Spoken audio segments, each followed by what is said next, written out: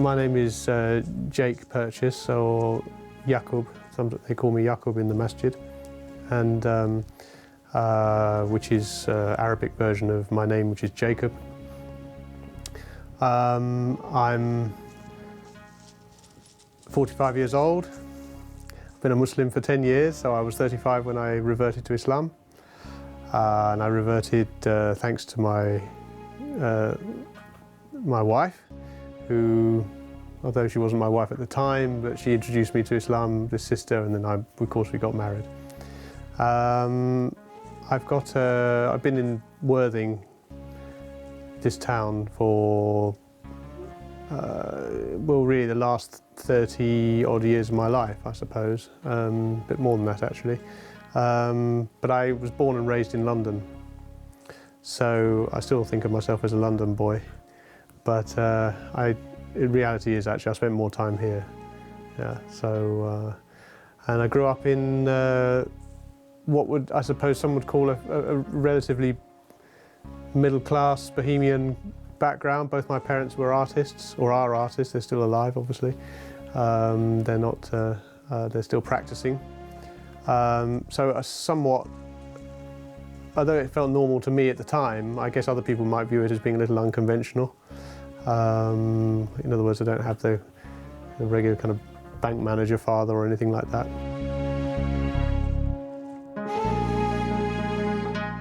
In terms of religious background, of course I was raised in the Church of England.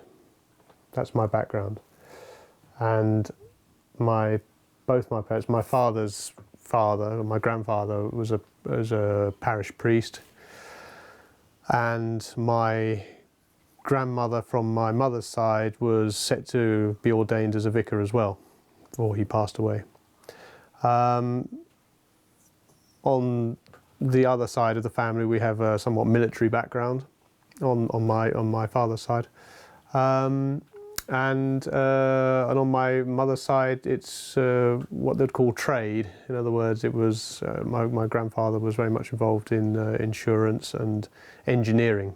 The first thing I learned about or heard about Muslims, it's hard to say, because I often wonder whether there was any subliminal effect on my childhood, because at the time, especially in London, we heard more about the IRA, and that was quite in. But also we heard a lot about Palestinian liberation, the PLO.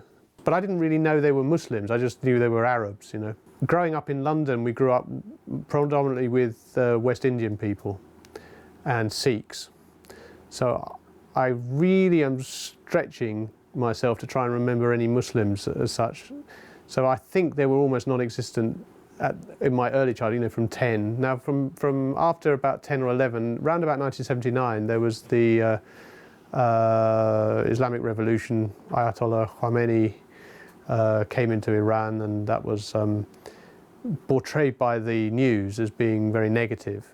It's only later on have I tried to get a better grasp of what was going on at the time, but I think that was the stereotypical image of Muslims that we had at the time. So I think most of my initial impressions were not particularly good.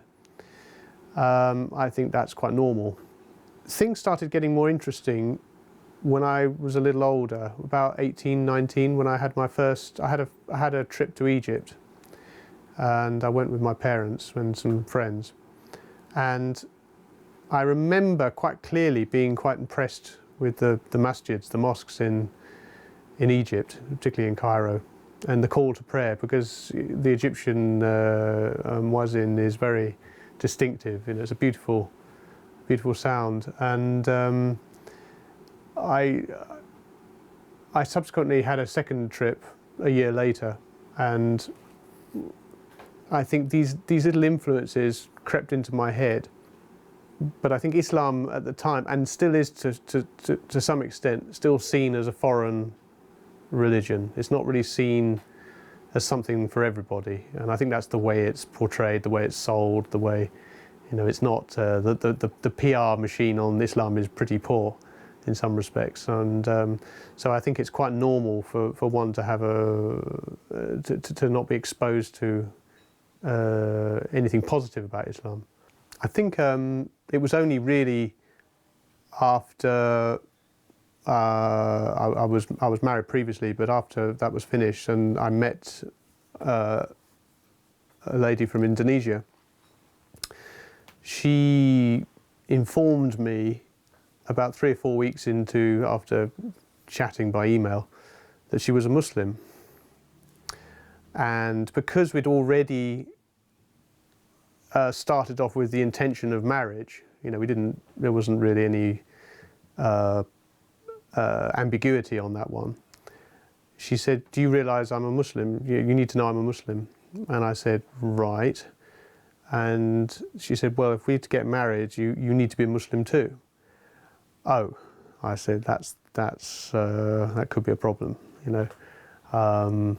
I'm not sure how I can be a Muslim. Aren't Muslims terrorists?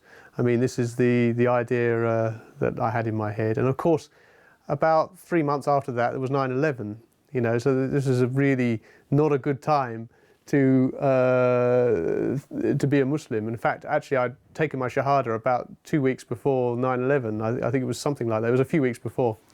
So I thought, what am I doing? And that's, and I thought, I've got to keep this quiet.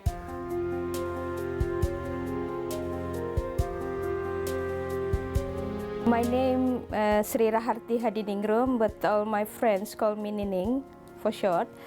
I was a journalist at that time, and as a journalist, your life basically just busy. I don't think about anything else. I just want to have a good career. I worked with the political/law magazine at that time. He seems that he, very interested in me, and I said to him, in Islam, as a woman, I cannot marry somebody not a Muslim. So from the beginning, I have already said that. That's basically we start, and after that, he start asking me quite a lot of questions about Islam, which is some I can, the basic one I can answer, but sometimes he asks me questions that really fundamental, really philosophical things, which is I'm not that capable to answer. So I have to go to my uncle and ask him, with the, all the proof and everything, so I can answer his question. And then he asked me to meet me. And I said, okay, if you want to meet me, come to Indonesia. So he went to Indonesia, see me and see my family.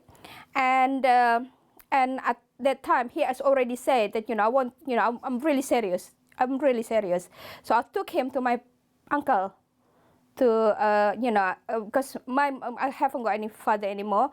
So my mom said, when I have to talk about this. When I said to my mom that this boy from England want to marry me, my mom was a bit worried, of course, How can you be serious? He's a man from Western, want to marry you.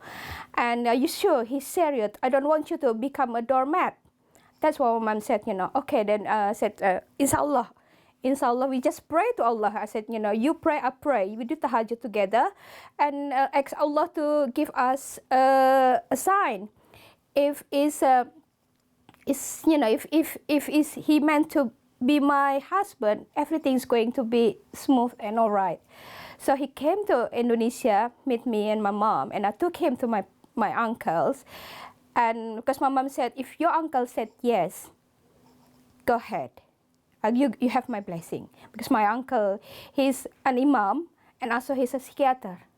So he can see people through, And so I took him and then they have discussion and conversation, and my cousin as well also, asking a lot of questions. At that time, I don't want to hear anything. I just hide in the kitchen.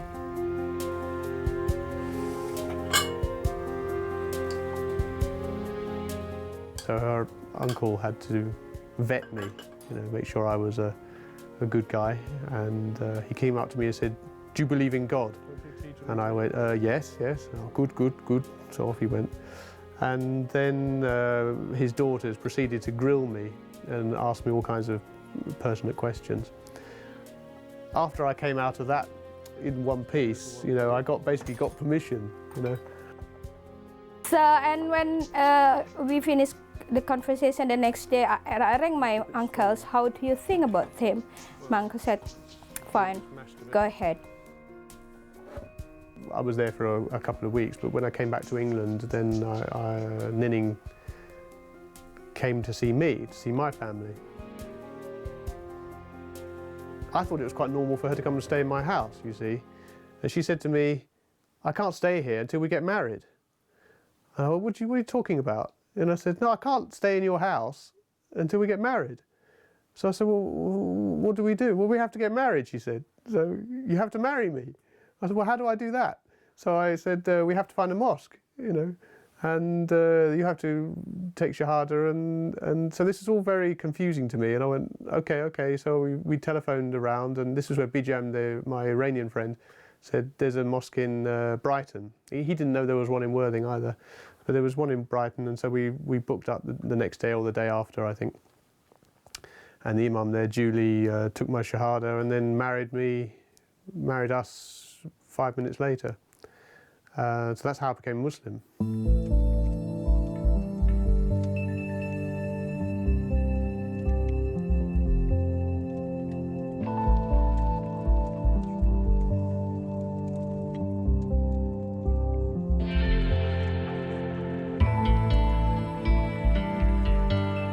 I'm a lenticular 3D designer. Before that I was a photographer, before that I was a filmmaker, but I've been doing this particular work, 3D printing, for about 12 years, and I've been in this studio for about 5 years. But I started that before I became Muslim. I've been Muslim now for 10 years, so I was doing this before I converted to Islam. Since I've been a Muslim, I've been a little more careful about the kind of work that I take on. Right, I mean, sometimes, especially with advertising, sometimes things can be a little bit risque, you know. And whilst I have some, you have to have some tolerance on it, but I have actually turned down work now, which I don't consider to be halal, you know. If anything is blatantly haram, I don't want to do it anymore. So, unfortunately, it loses jobs, but at the same time, I have to kind of square up what I do is, you know, whether it's right or not. That's the only thing. So that's what basically changed. Alhamdulillah, you know, there's not been too many situations where I've had to turn down work, so maybe Allah's given me decent work, you know, stuff that I'm comfortable with. But occasionally I still do get the odd one which I'm not comfortable with, but if it's outright, you know, like nudity or anything like that, I don't do it. But it's beforehand, I would have quite happily done it. You know, so that's changed.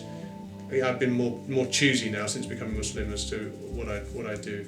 There we go. And that's the finished article. You'll see one flip will say Allah, and the other we should say Muhammad.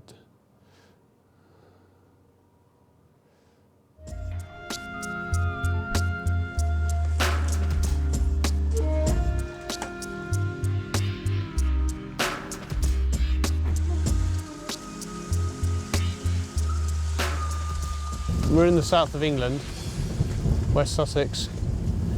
It's we're actually just outside a town called Littlehampton, and we're about 10 minutes drive, 15 minutes drive from Chichester, and about 40 minutes drive from Brighton. But we're on the south coast. There are Muslims all around this area, but they're spread out. And the main centre of focus is Worthing Mosque, or Worthing Masjid, which you prefer to call it.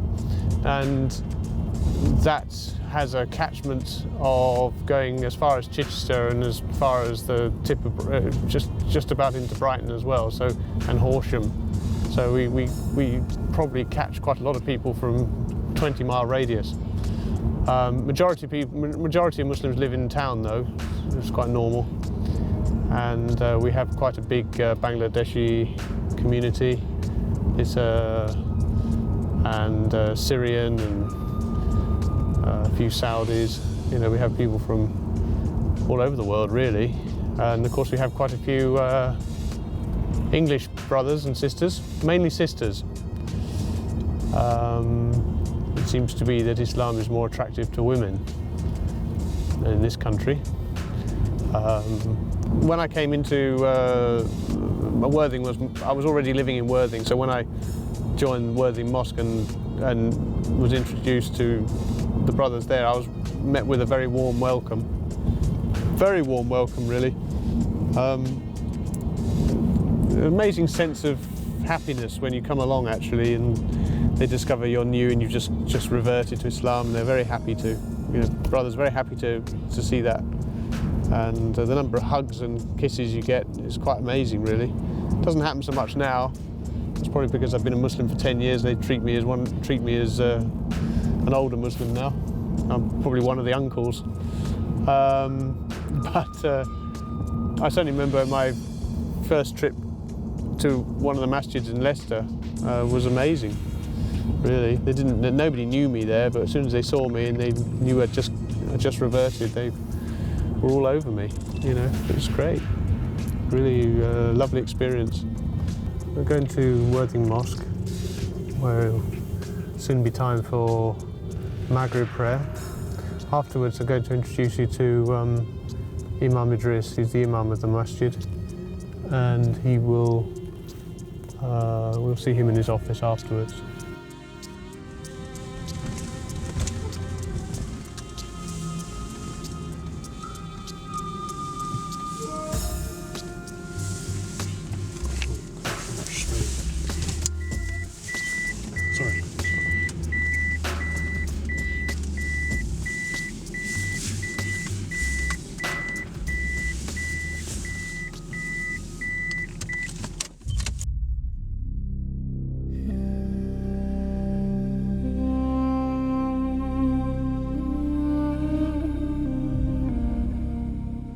We're here now in Worthing Mosque, and this is our local Islamic centre.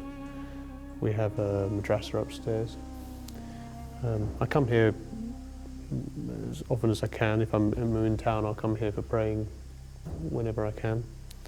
There's 5 times Salah here every day, so from Fajr to Isha.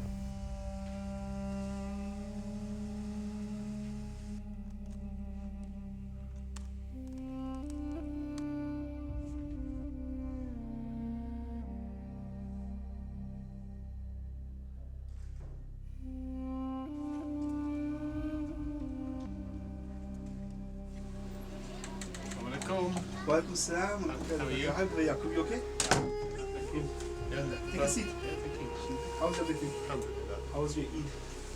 Eid's very good, yeah. We even got some meat. That's good. Were you in Worthing or did you go somewhere? No, we stayed in I've known Yaqub now for 5 years actually, since I came to Worthing, because Yaqub is actually a member of the committee as well. So he was actually one of the very first people that I met. We have approximately 1,000 Muslims in Worthing, and we are very fortunate that we have about 30 to 40 people who have converted to Islam. We look at the people who have converted to Islam or reverted to Islam with a lot of admiration. First of all, because of the virtues that they have, in the sense that when a person enters the fold of Islam, then all their sins are forgiven, and it is like a newborn baby coming into the world. And also at the same time, it is because they are Muslims by choice, and we are Muslims by chance to a certain extent. So because we are just Muslims by chance, if we were born in some other faith, who knows whether we would have accepted the faith or not. But because when somebody is Muslim by choice, then obviously we have a lot of admiration for that. And I think the whole community are very happy, very proud of the people who have converted into Islam and who have reverted into the fold of Islam.